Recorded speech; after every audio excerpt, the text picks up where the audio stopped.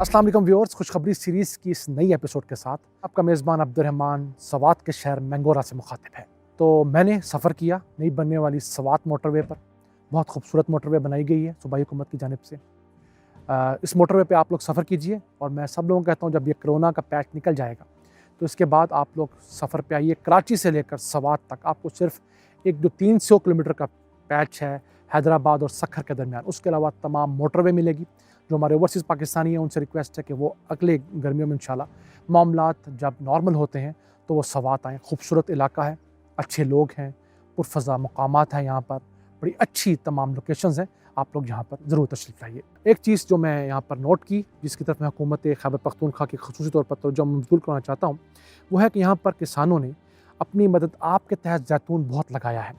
उनके लिए प्रॉब्लम ये आ रही है कि उनको ख़ास गाइडेंस नहीं मिली। आप मेरे पीछे अकब में देख सकते हैं, जो लोग ज़राअत से वाबस्ता हैं वो मेरे अकब में मुख्तलिफ़ जैतून के पौधे देख रहे होंगे। तो ये लोग बेचारे जैतून लगाते हैं, अब इनको अगले प्रोसेस का नहीं पता कि उस जैतून के साथ हमने आगे करना क्या है। तो इस सिलसिले में हुकूमत खैबर पख्तूनख्वा से भी मेरी गुजारिश है और इमरान खान से भी कि यहाँ पर जो पीछे आप मेरे पहाड़ देख रहे होंगे, ये तमाम के तमाम इन पहाड़ों के ऊपर फजूल दरख्त लगाए जा रहे हैं बिलियन ट्री सुनामी के तहत।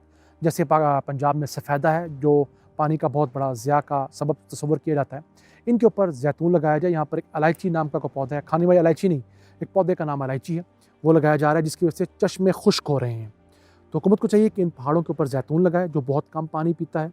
इस हालात के लिए बहुत अच्छा है। स्पेन और फ़लस्तीन से बेहतरीन ज़मीन है ये जैतून के लिए।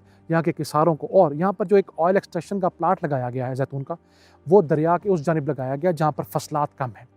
दरिया के इस जानिब जहाँ पर मैं हूँ, ये एक सबब का इलाका है थोड़ा, तो इस इलाके में अंदर, इन इलाकों के अंदर, इनके गाँव के करीब लगाना चाहिए जहाँ पे लोग गाँव से अपनी चीज़ लेकर वहाँ पर जाके तेल निकाल सकें। ये मेरी पहली गुजारिश थी इन तमाम जो हुकूमती इदारों से है। दूसरी जी गुजारिश ये थी कि खुशखबरियाँ आज के लिए मैं आपके दो लेकर आया हूँ। पहली तो ये कि गवादर की बंदरगाह ट्रांसशिपमेंट के लिए इस्तेमाल होना शुरू हो गई है और मछली लेने के लिए पहला रेफ्रिजरेटेड कार्गो शिप लंगर अंदाज हो गया है।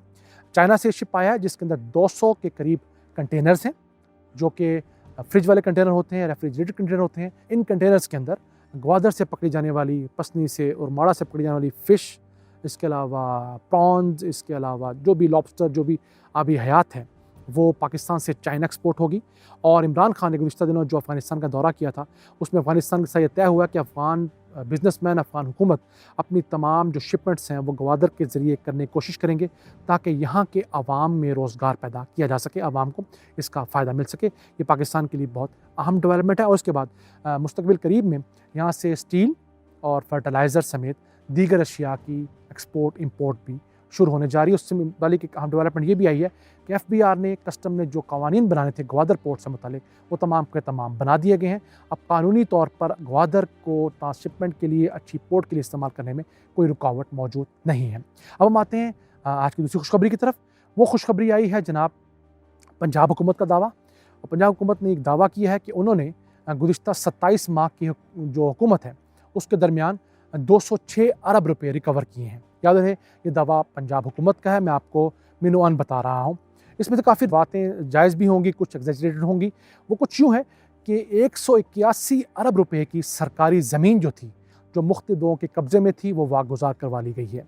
और याद रहे, सरकारी ज़मीन पर कोई गरीब आदमी बहुत कम कब्ज़ा कर सकता है। अब समझिए 10% भी नहीं, 90% कब्ज़ा हमेशा बाअसर तगड़े MNA, MPA, सेनेटर, इसी तरह के जो मेंबरान असम्बली होते हैं वो कर देते हैं।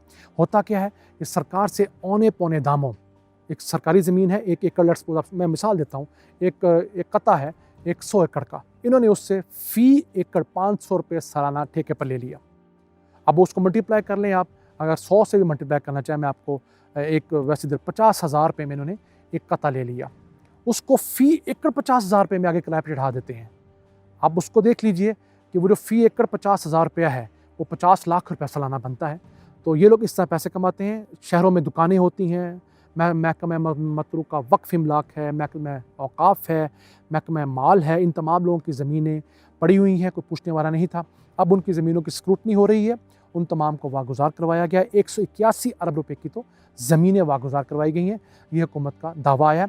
और इसी तरीके से देखा जाए कि अगर मजमूई तौर पर हुकूमत ने ये बताया है कि नून लीग ने अपने 10 सालों के दौरान जो टोटल रिकवरी की, इनडायरेक्ट और डायरेक्ट, वो तकरीबन थी 2 अरब 65 करोड़ रुपए की, जबकि इस हुकूमत का दावा है उन्होंने 206 अरब रुपए की रिकवरी अपने गुज़िश्ता 27 माह के दौरान की है। इसी के साथ साथ डायरेक्ट रिकवरी जो है, जो कैश में लोगों को गिरफ्तार किया गया, मुल्ज़िमान गिरफ्तार किया गया करप्शन करने पर, उनसे जो रिकवरी मौजूदा हुकूमत ने की है उसकी अमाउंट बनती है 2 अरब 30 करोड़ रुपया, जबकि नून लीग के दौर में कोई डायरेक्ट रिकवरी नहीं की गई, इस तरफ फोकस ही नहीं था। अगर हुकूमती दावों को सच्चा मान लिया जाए तो हुकूमती रिकवरी नून लीग की निस्बत 6172% ज़्यादा बनती है। ये बहुत बड़ी रिकवरी है। हमारी अल्लाह से दुआ है कि इसमें 100 गुना इजाफा होना चाहिए। तो ये जो पैसा है वो कह रहे हैं जी हम इसको सेहत पर लगाएंगे और हम इसको तालीम पर लगाएंगे, सेहत इंसाफ कार्ड के ज़रिए और बाकी चीज़ों के लिए अच्छी बात है। ये पैसा आवाम का था, इसी काम पे लगना चाहिए। इसी के साथ साथ एक ख़बर आपने शायद देखी हो, एक अहम डेवलपमेंट होने जा रही है पंजाब में। वो ये है कि पंजाब में जो 37 के करीब मुख्तलिफ मेंबरान असम्बली मौजूदा और साबका जो कि कब्ज़ा ग्रुप हैं, उनके ख़िलाफ़ पर्चे दर्ज हो रहे हैं। वो मुख्तलिफ़ किस्म की ज़मानतें करवा रहे हैं, भाग रहे हैं। ये तमाम लोग हैं जो सरकारी दुकान 300 रुपये किराए पर लेते हैं, औकाफ़ की दुकान, उसको आगे लाख रुपये किराए पर चढ़ा देते हैं। अनारकली में ऐसी दुकान, बाज़ार जो मेन लाहौर का पुराना कदीम बता रहे हैं, उसमें मैं ज़ाती तौर पर ऐसी दुकान जानता हूँ जो आज भी 300 साढ़े 300 रुपये किराए पर है। अगर आप उसको वैसे रेंट आउट करें तो 50,000 60,000 रुपये पे किराए पर चढ़ती है। यानी कि उसके साथ वाली दुकान सेम उसी साइज़ की 60,000 रुपये किराए पे है। ये दुकान सरकार को 300 रुपया साढ़े 300 रुपये दे रही है, जबकि वो भी उस बंदे ने 50-60 हज़ार रुपये किराए पर चढ़ाई हुई है। ये महकमा औक़ाफ़ की ज़मीन है, महकमा मतरूका वक्फ़ इमलाक की है। याद रहे, महकमा मतरूका वक्फ़ इमलाक वो ज़मीन है जिसको हम आम ज़ुबान में हिंदू औक़ाफ़ भी कहते हैं। यानी कि हिंदू और सिख जो यहाँ से छोड़ कर चले गए पार्टीशन के बाद, उनकी जो प्रॉपर्टी है उसको जो बोर्ड मैनेज करता है उसको मतरूका वक्फ़ इमलाक कहा जाता है। उनकी ज़मीन पर कब्ज़े हो गए तो हुकूमत को चाहिए कि इन तमाम ज़मीनों की प्रॉपर लिस्टिंग करें, उनकी प्रॉपर इनकी आइडेंटिफिकेशन करें, उनको मार्केट रेट पर दे ताकि असल जो हक़ाइक़ हैं वो सामने है। क्योंकि अगर तो कोई बंदा जेन्युइन बैठा है, लोगों के 10-5% लोग जो जेन्युइन उन प्रॉपर्टी पर बैठे होंगे कदीमी, उनको आप एक इख्तियार दें, उनसे मुनासिब तय करें रेट। और जो लोग अपनी दुकान को आगे सबलेट कर चुके हैं वो तो कानूनी तौर पर इस वक्त भी गैर कानूनी हैं, उनसे अरबों रुपये रिकवर करवाने चाहिए, उनसे ज़मीनें वापस लेनी चाहिए, उनको जुर्माने करने चाहिए, उनको जेलों में भेजना चाहिए ताकि पाकिस्तान का जो खसारा है वो किसी तरीके से तो कम होने का नाम ले सके। इसी के साथ साथ हुकूमत ने एक अहम डेवलपमेंट ये की है कि जो रणजीत सिंह राजा था पंजाब का, उसकी तमाम प्रॉपर्टी जो है अरबों रुपये की प्रॉपर्टी थी, उसके वो साथ छोड़ कर चले गए थे यहाँ से वापस। वो प्रॉपर्टी तमाम जो है उस पर कहीं खुरम दस्तगीर MNA जो है नून लीग के वो काबिज़ हैं, कोई दूसरे लोग काबिज़ हैं, उन तमाम लोगों से वो ज़मीनें वापस कराई जा रही हैं, उनको जुर्माने भेजे जा रहे हैं। तो ये बड़ा अच्छा डेवलपमेंट है। बाकी तमाम लोगों से, PTI के MNA से, MPA से, काउंसलर से, सबसे ये ज़मीनें वापस होकर आवाम के मसरफ़ में देनी चाहिए और पैसा कमाना चाहिए। ये तो था आज का हमारा व्लॉग। अज़ानें शुरू हो गई हैं, इसी सिलसिले में मैं आपसे इजाज़त चाहता हूँ। अपनी बहुत सारी दुआओं में याद रखिएगा। अल्लाह ने के बाद।